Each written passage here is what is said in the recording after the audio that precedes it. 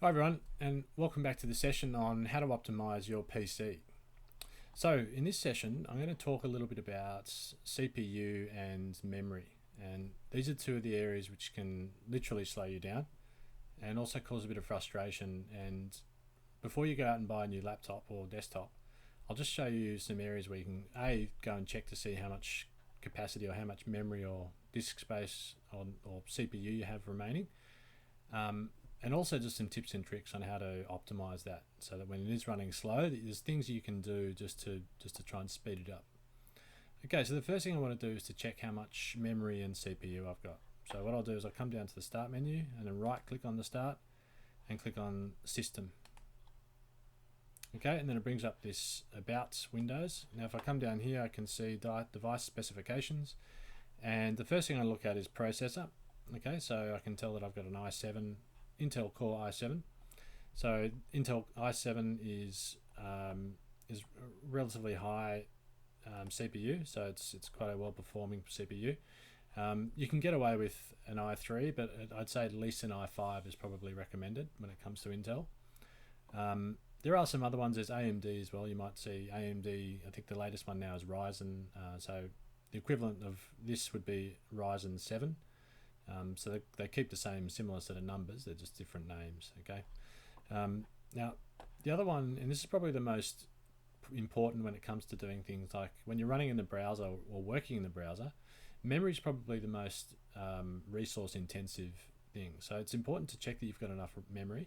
So for this device, again, I've got 16 gigabytes, which is more than enough, and that's because I typically run a lot of windows in the browser and tabs in the browser, and I also, when I'm doing recordings like this, it can take up quite a bit of memory. Okay, so this might differ for yours, so I would say as a minimum recommended would be 8 gigabytes if you're going to be doing some of the more advanced courses where you're going to be needing to install something like VirtualBox. Okay, so once you've established what you've got, now this, you might encounter some issues, like I said before, where something is either freezing or maybe the Windows is not loading, or it's just generally taking a long time to do anything. So in order to check that, we're going to go to the Task Manager, and you might be familiar with Task Manager, so I'll just run through that to show you how to go and view. So if you right click here on the taskbar, you can go Task Manager. You can also go Control Alt Delete and then click on the Task Manager button. It's up to you. Now you can see here, so this brings up the nice window of all the processes that are running. So this processes tab here will list all the processes that are currently running on the PC. So you can see now I've got 27% of my CPU, is 28, right? And that's sort of going to fluctuate depending on what's happening. So I can just, if I click on the top here on CPU, that will sort it by the highest to the lowest. Okay, so you can see at the moment Bandicam, which is the recording software, is taking up most of the CPU. If I look across the memory, it's only consuming 1.7% of the memory. So it's actually not too bad in terms of memory. It's more CPU. So if I go and sort that by memory, I'll probably get a different outlook. Yep. And so it's saying that the highest thing is this desktop Windows Manager, and that's just the inbuilt window manager from Microsoft. So there's not much you can really do about that.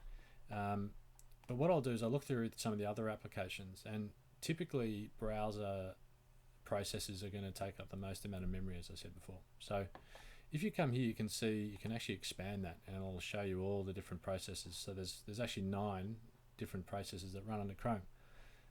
So at the moment it's not too bad actually. It's only taking up 3.7%, but it really depends on how many windows you have open. Okay, so if I decided that was the case, then I could just end that. I could either go here and end the task, and that would close Chrome, or I could go into the actual browser itself and then just close down the tabs that I didn't want or didn't need. All right, and you should see once that happens, it'll start dropping the number of the percentage of memory. Again, it depends on how many you've got open. Because I only had 3, it's not going to make a huge difference. However, if I close down Chrome altogether, then you'll see this drop almost straight away. So it's gone well below. It's not even in the threshold to get picked up. Okay, so the servers have stopped running, and so it's no longer consuming memory. And you could do this, obviously do this for all the applications that you are not using at that time, if you're having issues with your memory. Okay, and the same for processors too. So you can go through here and either if I see here, I can see Visual Studio. It's actually not taking up much memory, but that at the moment I could, if I wanted to end that, I could either go and close the application, or I could actually end it here. So it's up to you. Just make sure that whatever you're running, if it's something like Windows or Word or any of the Office products, if you need to save it, just make sure you do that before you end it here. Okay, so we'll leave this session here for now, and in the next session we're going to talk about your internet connectivity, some of the things you can check there, and also just some of the browser tips and tricks. Okay, we'll see you in the next one.